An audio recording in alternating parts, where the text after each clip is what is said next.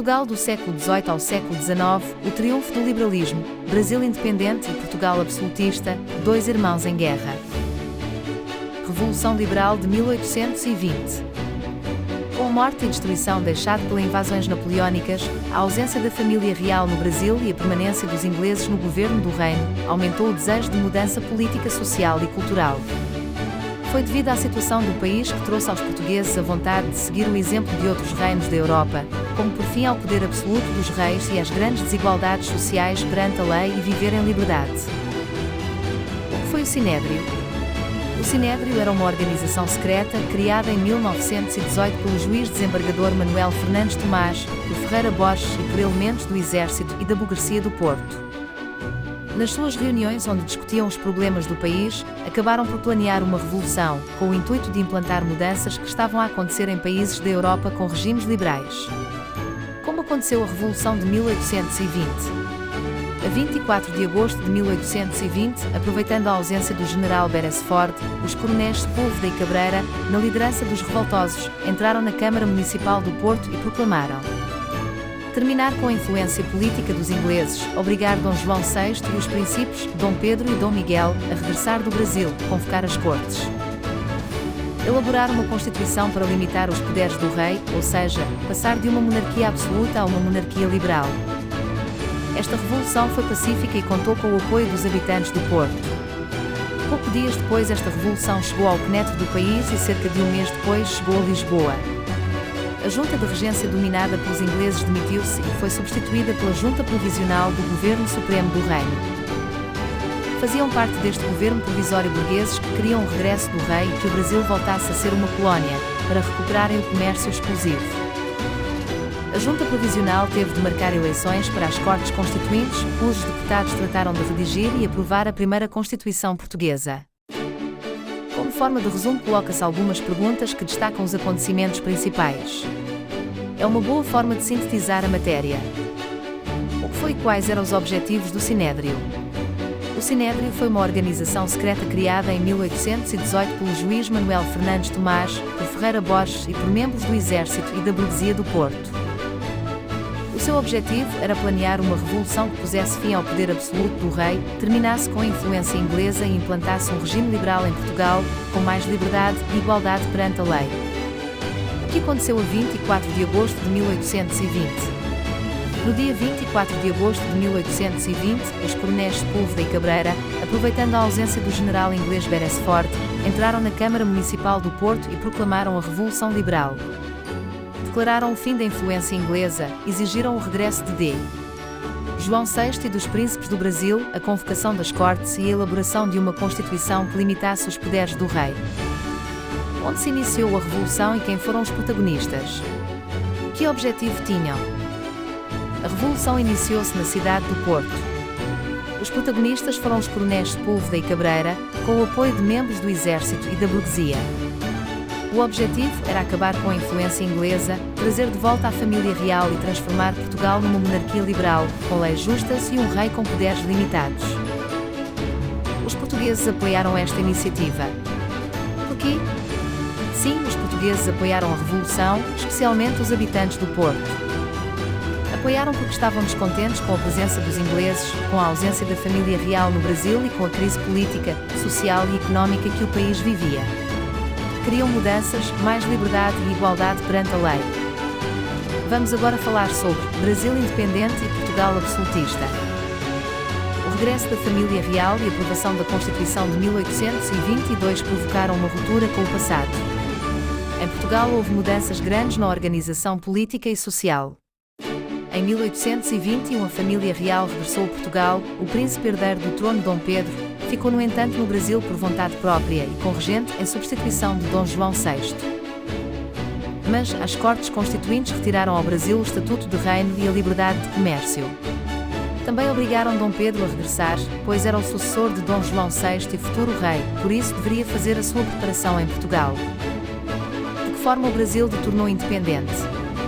As imposições da Cortes revoltaram os brasileiros, pois era retroceder no que já tinha sido implementado e não fazia sentido. Por isso, Dom Pedro demonstrou essa revolta e declarou que preferia morrer, caso o Brasil não obtivesse a independência, foi o lendário Grito do Ipiranga. de recordar que Dom Pedro foi para o Brasil com 9 anos e aos 23 anos queriam obrigá-lo a regressar a Portugal, país desconhecido para ele. Foi Dom Pedro que compôs o hino de independência do Brasil.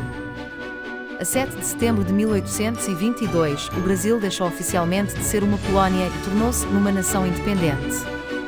Dom Pedro foi aclamado como o seu primeiro imperador. Contudo, Portugal só reconheceu esta independência em 1825. Com a Constituição de 1822, deixa de existir a concentração de poderes no rei e há uma separação de poderes. O poder executivo, de governar de acordo com a lei, concentrado no governo mais o rei, onde o rei tem de cumprir e fazer cumprir a Constituição. O poder legislativo com o intuito de fazer leis e era exercido pelos deputados eleitos para as cortes. O poder judicial, concentrado nos tribunais e tinha o objetivo de julgar quem não cumpria as leis. Era exercido pelos juízes. Assim, esta Constituição transformou o poder dos portugueses, transformou os súbditos em cidadãos, dando-lhe direitos protegidos por lei e até o rei tinha de os respeitar. O que não acontecia na monarquia absoluta que os habitantes dos territórios súbditos tinham de se submeter às ordens do rei sem o questionar. E quem eram considerados cidadãos? Eram homens casados que tivessem pelo menos 25 anos, soubessem escrever e ler e tivessem alguma riqueza. Eram apenas estes que podiam votar. O que aconteceu em 1826, em Portugal? É neste ano que morre Dom João VI e com a sua morte Dom Pedro deveria assumir o trono português, mas nesta altura já era imperador do Brasil e quis continuar. Por isso, abdicou do trono português em favor da filha de 7 anos, Dona Maria da Glória, que viria a casar com o seu tio, Dom Miguel. Até ter idade para reinar, foi Dom Miguel que assumiu a regência. Como Dom Pedro era adepto dos valores liberais, mas sabendo que a sua mãe, seu irmão e alguns elementos do clero e da nobreza queriam recuperar os seus privilégios e o poder absoluto, obrigou Dom Miguel a jurar obediência à Carta Constitucional. Esta nova Constituição substituiu a Constituição de 1822. Voltamos a fazer um resumo e destacar esta parte da matéria com a resposta a perguntas. Como foi o governo de Dom Miguel? Dom Miguel não cumpriu o juramento de obediência à Carta Constitucional e proclamou-se absoluto em 1828. Os adeptos de Dom Pedro e do liberalismo foram perseguidos e presos. Muitos conseguiram fugir para a Inglaterra, França e para a Ilha Terceira nos Açores, onde organizaram a resistência ao absolutismo. Quem proclamou a independência do Brasil e quando? A independência do Brasil foi proclamada por Dom Pedro a 7 de setembro de 1822, no famoso episódio conhecido como o Grito do Ipiranga, quando declarou que preferia morrer do que haver o Brasil sem liberdade. Assim, o Brasil deixou oficialmente de ser colónia de Portugal e Dom Pedro foi aclamado o seu primeiro imperador. Como decidiu Dom Pedro a sucessão ao trono de Portugal em 1826? Quando o rei Dom João VI morreu, em 1826, Dom Pedro, que já era imperador do Brasil, decidiu abdicar do trono português em favor da sua filha, Dona Maria da Glória, que tinha apenas 7 anos. Determinou também que ela casasse com o seu tio, Dom Miguel, e que Dom Miguel governasse como regente até ela atingir a idade necessária para reinar. Quem na realidade assumiu o trono português e por que razão? Na prática, Dom Miguel assumiu o poder em Portugal, pois Dona Maria da Glória era ainda criança. Mas Dom Miguel não respeitou o acordo feito com Dom Pedro, em vez de manter a regência, proclamou-se rei absoluto em 1828, rompendo com a Carta Constitucional e restabelecendo o absolutismo. De que forma Dom Pedro defendeu a monarquia liberal ou constitucional? Dom Pedro defendeu os ideais liberais ao criar, em 1826, a Carta Constitucional, que substituiu a Constituição de 1822. Essa carta limitava os poderes do rei, estabelecia a separação dos 3 poderes, executivo, legislativo e judicial, e garantia direitos aos cidadãos. Além disso, obrigou Dom Miguel a jurar fidelidade a esta carta, tentando garantir a continuidade da monarquia constitucional. Porque Dom Miguel era antiliberal. Dom Miguel era antiliberal porque defendia o regresso da monarquia absoluta, onde o rei tinha todos os poderes e não precisava obedecer a nenhuma Constituição. Apoiava os valores tradicionais, os privilégios da nobreza e do clero e rejeitava as ideias liberais, que promoviam a igualdade perante a lei e limitavam o poder real. 2 irmãos em guerra. No estrangeiro e nos Açores, os liberais desenvolveram várias formas de luta contra o absolutismo de Dom Miguel. Contudo, a guerra foi inevitável e teve consequências graves, sobretudo para a cidade do Porto. Em Em 1828, no Porto, os liberais começaram a organizar um golpe militar contra o absolutismo de Dom Miguel.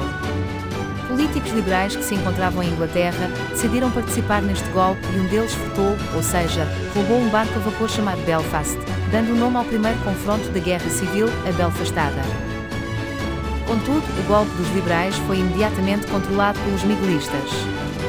Como evoluiu a Guerra Civil?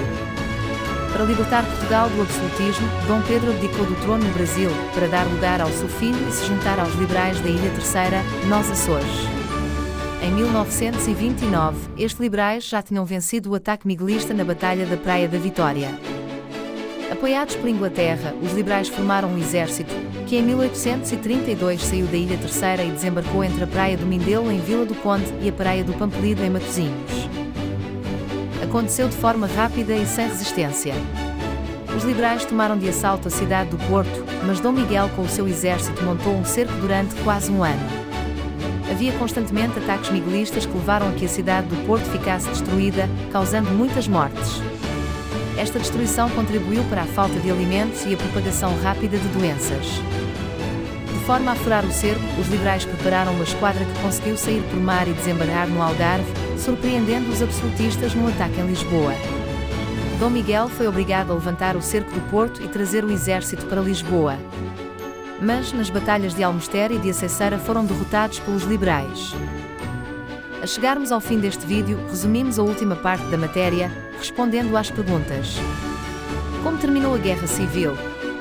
Com esta guerra foram perdidas muitas vidas e bens materiais, quer dos liberais quer dos miguelistas. Em Évora-Monte, a 26 de maio de 1834, os absolutistas renderam-se e foi assinada a Convenção, colocou fim ao conflito entre os liberais e os absolutistas e foi definido que Dom Miguel devia sair de Portugal e nunca mais regressar à Península Ibérica e Dom Pedro N. perseguiria os absolutistas. Resumindo, os confrontos entre os liberais e os absolutistas, liderados por dois irmãos, Dom Pedro e Dom Miguel, deixaram marcas que ficaram gravadas na memória na cidade do Porto. Em testamento, Dom Pedro, como forma de agradecer o apoio que teve na luta pelo liberalismo, manifestou vontade de oferecer o seu coração à cidade do Porto. 5 meses após a sua morte, o seu coração chegou à cidade do Porto envolto em líquidos conservantes, onde ainda permanece hoje, na Igreja da Lapa.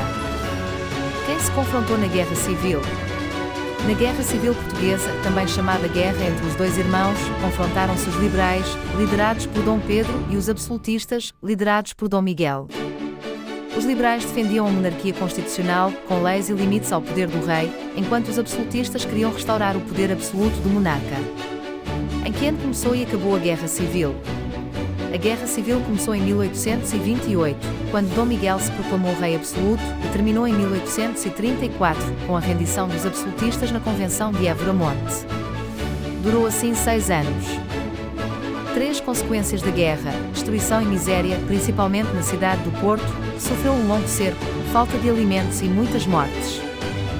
Perdas humanas e materiais em todo o país, tanto entre os liberais como entre os miguelistas, vitória dos liberais, fim do absolutismo e consolidação da monarquia constitucional em Portugal. Como terminou o conflito? O conflito terminou com a assinatura da Convenção de Évora-Monte, a 26 de maio de 1834. Os absolutistas renderam-se e ficou decidido que Dom Miguel deveria sair de Portugal e nunca mais regressar à Península Ibérica. Em troca, Dom Pedro comprometeu-se a não perseguir os miguelistas, pondo fim definitivo à Guerra Civil. O conflito terminou com a assinatura da Convenção de Évora-Monte, a 26 de maio de 1834. Os absolutistas renderam-se e ficou decidido que Dom Miguel deveria sair de Portugal e nunca mais regressar à Península Ibérica.